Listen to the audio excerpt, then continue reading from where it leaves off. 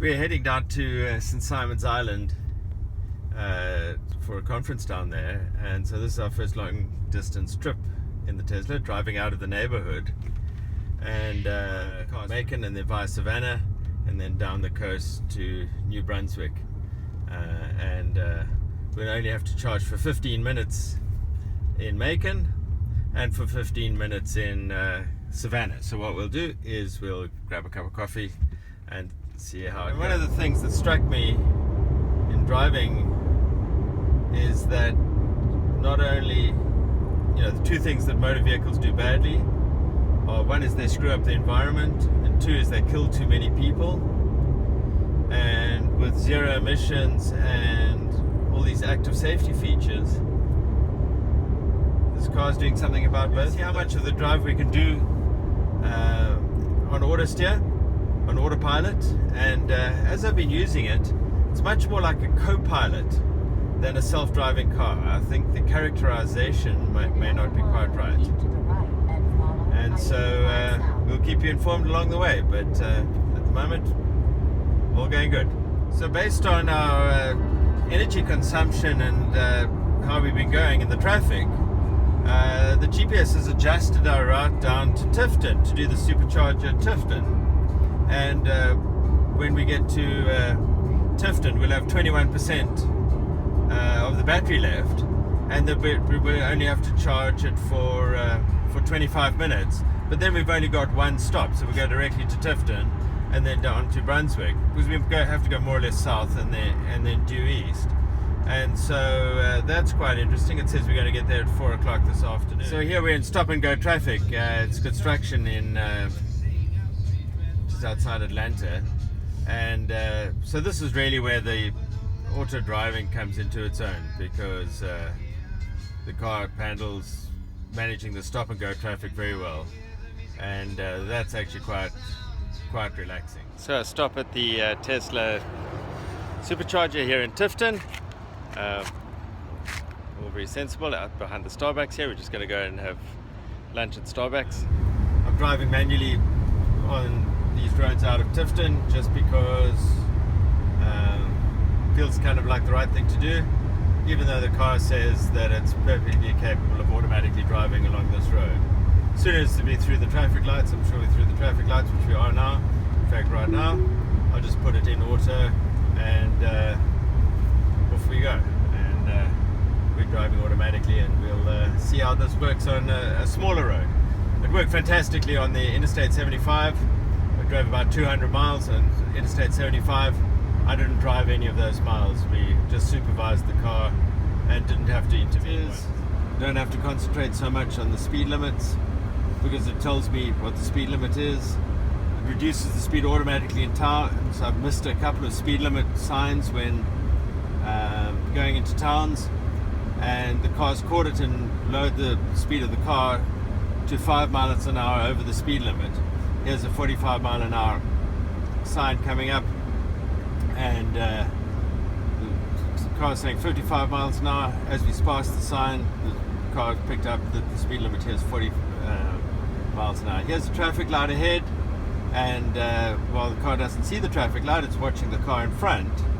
And so as we come up to this traffic light, the car just brakes and comes to a halt behind the car in front without me doing anything. I continue to gently hold the wheel, the car in front accelerates away, and we follow it in good order without me having to do anything. And so it's approaching the end of the drive. One of the things that's really struck me, now that I've been driving for about 5 hours and feel very, very refreshed and not tired at all. So that's the one thing that struck me. The other thing that struck me is actually, as I've learned how the Autopilot works, particularly the steering, the braking, the lane changing, the management of the speed limits, is how rich the interaction is between the driver and Autopilot as a co-pilot. And so it's not whether Autopilot works instead of a driver, it's whether it works as well as the driver. And my sense is that the journey has been far, far safer the way that I've driven it. It's paying attention, because now I've got a driver and a co-pilot, and if I had made a mistake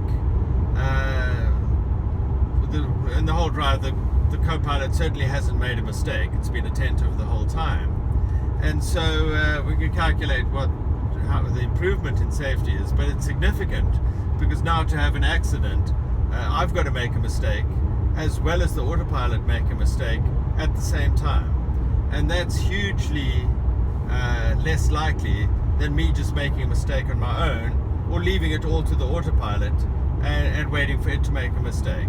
So we're going up over this bridge now, and what I do is I lightly hold the steering wheel, because I've learned that that's now best.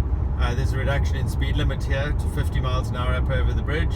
Indeed, the car detected it, and I'm slowing down to 50 miles an hour. Much safer than if I'd been driving on my own. And we'll drive up over this beautiful bridge, cable-stayed bridge. Do a bit of a shot round to the right there, Siobhan, and let's do a bit of the scenic stuff as well. This is approaching St. Simon's Island. This is over there. What's 300 miles with an autopilot, and right onto even these little roads, it's doing fine. I'm going to take it out of autopilot now and then drive the last 3.4 miles myself. That's how you take it out of autopilot, and I'm going to just drive the last couple of miles like this. Right the beautiful King and Prince, where we've just arrived, and I've just plugged my car in outside the front here, and they offer charging for a Tesla. They don't have the high-speed chargers, but we'll see how this goes. I might have to make a run to the supercharger that's just down the road. Heading back from St. Simon's Islands back to Atlanta after a very successful trade show, where I managed to educate about 40 transportation engineers by driving them in the Tesla around town, and at the same time we raised over $1,100 for the sponsorship fund as part of the charity auction with the Tesla Autopilot experience. The Tesla drove very well around town. It was very illuminating for the traffic engineers to be able to see electric vehicles, connected vehicles, and autonomous vehicles in this package. We're driving back on this rural highway at 65 miles an hour. We've done autopilot the whole way. It's performed exceptionally well, and really taken a lot of the workload off the driver. So I'm very, very impressed so far. We're going to stop for lunch in Tifton at the supercharger there, and then head on back to Atlanta. One of the things that I've learnt about autonomous vehicles on this trip is that it takes much more experience than you'd think to learn the interaction with the autopilot system. I think I've been driving about maybe something like 10 hours, and it's taken all of those 10 hours to develop a real understanding of how it works and what it's going to do. It puts up a YouTube video like some of the journalists do, having just gone to the dealership and gone for a test drive. They're not giving you the real experience. It takes a lot longer than that to develop the rich understanding of what's going on here. Some initial calculations that I did shows that we're some 90,000 times safer on this trip with me being driving as well as the autopilot driving, and that's a significant safety improvement. We've got a higher chance of being struck by lightning than the autopilot and myself making a mistake both at the same time. So that's I think the hashtag of technology plus data-driven decisions equals a better life is really what it's all about. Alright, so this is the recharging process. So we just arrived in Tifton, and what you do is you grab the supercharger here.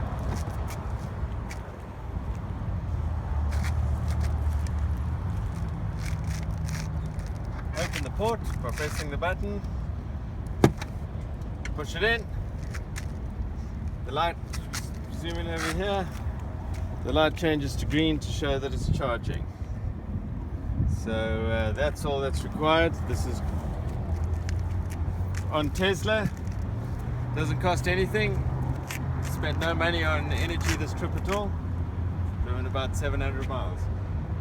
So all pretty effortless. We're going to go and have lunch now, telling me that we have to charge for 40 minutes. And this is the kind of situation where the autopilot really comes into its own. We're on I-75 heading north, and it's just long, continuous, boring driving. And the autopilot keeps the car superbly in its lane. It manages the distance to the car in front. You can see that car in front. I've set it at a safe distance, so it's keeping my speed to 73 miles an hour. And I keep my hand on the steering wheel here. It's not that I'm steering, I feel the wheel move underneath my hand, and it's that feedback which tells the car that I'm here, so it doesn't beep me anymore. It's I would think the safest way to drive. You can see on the instrument panel the two good lines on the road that the car's navigating between. We can do a lane change. We might want to overtake these guys, so you can do a lane change like this. The car accelerates, changes lanes by itself, goes on the far side to make sure it misses the car in front of it, and then centers itself in the lane and carries on at the target speed, which I've got set to 75 miles an hour. And this is really what Autopilot's designed to do, is do load reduction for the driver in this kind of situation. And I think it reduces my driving load by about 80%. So we're about halfway home from Tifton, done about 108 miles from Tifton. Driven in Autopilot the whole way. It's actually worked very, very well. Detected a number of incidents up front. I chose to take over once or twice, just while I'm learning how the system responds. The energy consumption graphs are very effective at showing you what your average energy consumption is, and the fact that we're going to get home with 16% of the battery left. So we're quite safe. I'm doing 70 miles an hour, which is the speed limit along here, and we'll be home in about another hour, and we'll sign off then.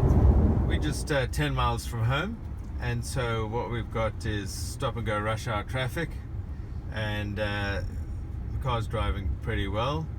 It doesn't anticipate as well as a human, so it tends to be a little bit jerky, but probably safer because you're not going to run into the car in front, which you might when you're human driving. Alright, we're coming to the end of our trip. We've done just over 1,000 miles, about 1,050 miles. And I estimate that approximately 1,000 of those were on autopilot. Certainly on this 355 mile return trip, we did about 340 on autopilot.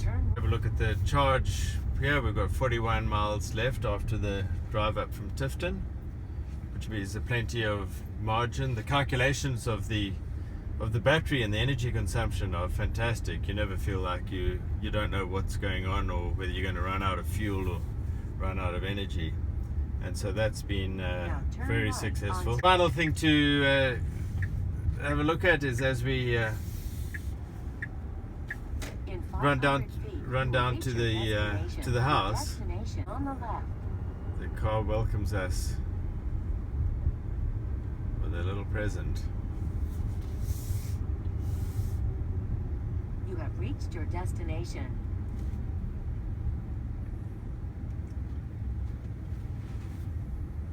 What the car does is open the door to welcome us home.